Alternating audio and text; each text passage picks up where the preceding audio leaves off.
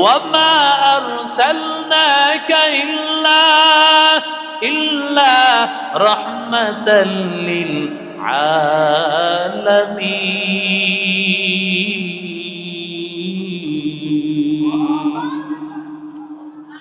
আমার মায়ার নবী যখন হাসানের কথা শুনলেন, বুঝতে পারলেন আসলেই তো আমার নাতির কথা সত্য।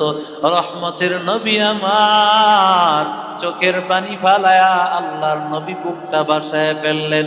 আর নাতি হাসানকে ডাক দিয়া কয়, হাসান আয় আয়, আমার বুকে আয় রে হাসান, আসলেই তো তোর মর্যাদা আমি নবীর চাইতে আরো বেশি।